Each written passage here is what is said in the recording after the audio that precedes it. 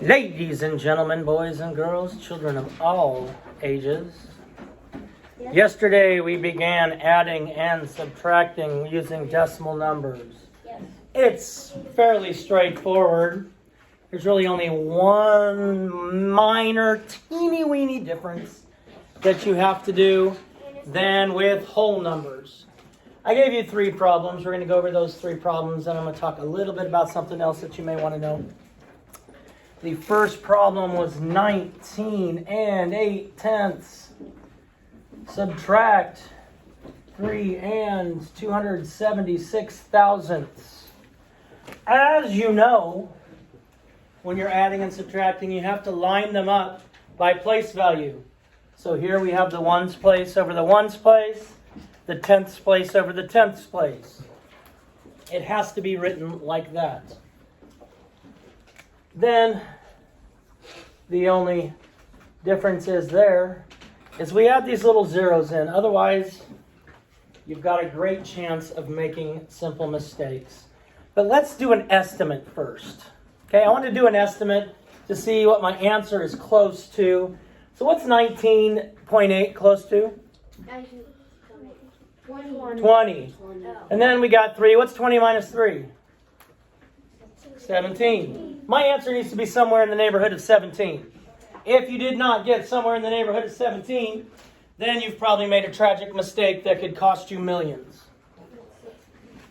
Second question I want to ask, who's got a 6 in the thousandths place? Raise your hand if you got a 6 in the thousandths place. Okay. I have 0 thousandths right here. I am holding up 0 thousandths. Can you come and take away 6 thousandths from me? No. So that 6 cannot just go straight down. You're doing 6 minus 0, which is the opposite of what it says. It says 0 subtract 6. The answer to a subtraction problem is called the good difference. I can't do 0 subtract 6. So I got to regroup from my hundredths place. I can't regroup from my hundredths place because there are 0 hundredths. I'm going to have to go all the way over here to my tenths place. All the way over here to my tenths place. And if we look at this, this is one whole.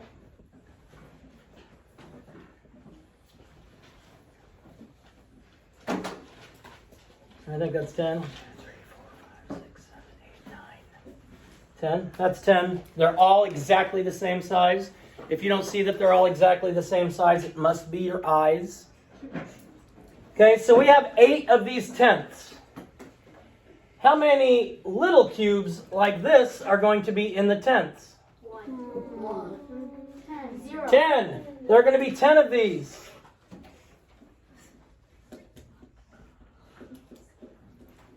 One, 2, 3, 4, 5, 6, 7, 8, 9, 10. There are 10 of those in the tenths, right?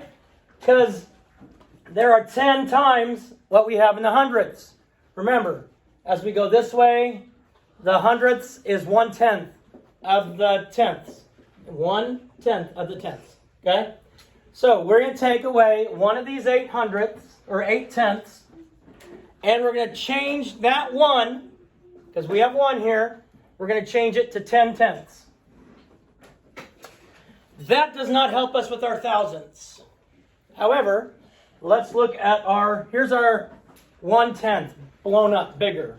How many thousandths are in that 1/10? 1. No? How could there be 1? 100. Oh, 1. Remember when we did this, you saw it, there are 10 thousandths in 4, 5, 6, 7, 8, 9, 10. Okay, there are 10 thousandths in 100th. Again, this is one of these little squares blown up bigger. So there are 10 thousandths in 100. So I'm going to take one of these hundredths. Now I have that 9. And I'm going to take, I'm taking away one of the hundredths. I'm taking away one of these, which is one of these. And I'm making that now 10 thousandths. 10 thousandths. Now it's just subtraction like normal. And the difference between 10 and 6 is? 4. Difference between 9 and 7 is? 2. 2. Difference between 7 and 2 is? 5. Decimal point comes straight down. As you learned yesterday, for those of you that followed along. And the difference between 9 and 3 is? 6. Did we get an answer somewhere around 17 like we said we would? Yes. Okay. Now, if I wanted to check this, I wanted to say, hey, did I do this right? Because I can't afford to miss easy problems. How do you know if you did a problem right when it's a subtraction problem? You add the answer with the bottom one. Good. We can do the inverse. The inverse of addition is subtraction. The inverse of subtraction is addition. We could add these two things together here, and we should get 19 and 8/10. All right. So let's look at a next one. 8 and 1/10 plus 36 and 14 hundredths. Again, we have to line up our place values. I don't have any tens here, but I have ones over ones, decimal point over decimal point, tenths over tenths. I don't have any hundredths, so I may just want to throw a 0 in over there just to make sure I don't get all confused and my writing doesn't get all cattywampus. 0 subtract 4 is? Oh, can't do it. Can't do it. So now I want to take one of my tenths. Oh, adding 4. Never mind. You guys were right. You yelled adding at me and that took me a minute. 0 plus 4. 4. Good job, people. 1 plus 1? 2.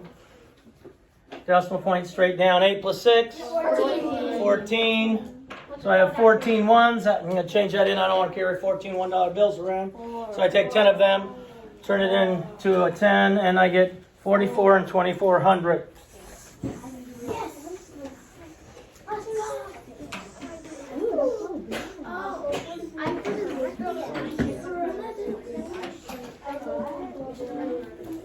Last one of these problems.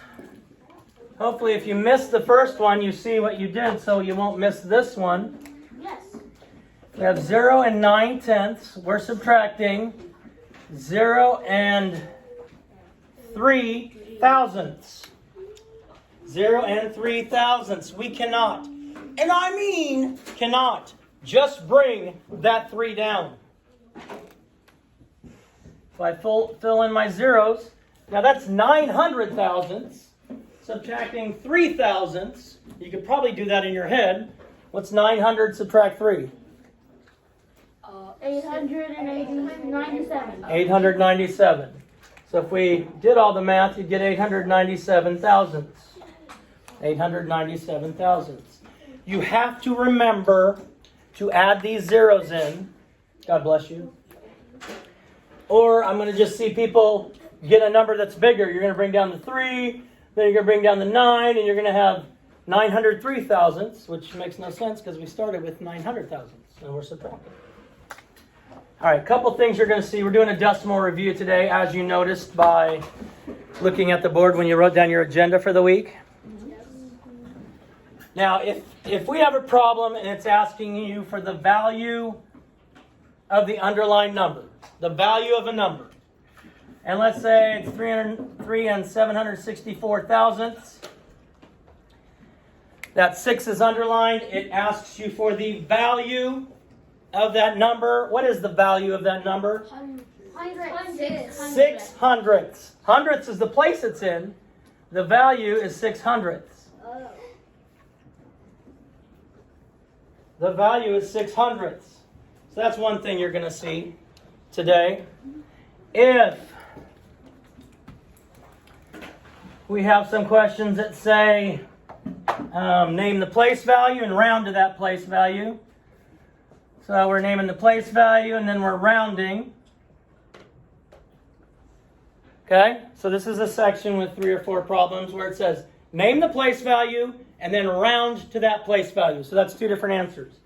So let's say we had 5 and 769 thousandths and we're rounding to that right there. First, we have to name the place value. So what place value is underlined? 10. Tenths. And then when we round, we look at the number behind it. And I'm either going to add 1 or I'm going to add 0 to my underlined number. What am I going to add to the 7? 1. 1. Why? Because the 6 is bigger than 4. Because the 6 is bigger than 4. And so my answer would be then 5 8/10. So in that section of questions, what it asks to name the place value and round to that place value, that is kind of what it be looking like. Okay. I'm just saying. Okay. Boom! Shakalaka, peace out. God bless. Love you. Do something kind today. Save the beast, please.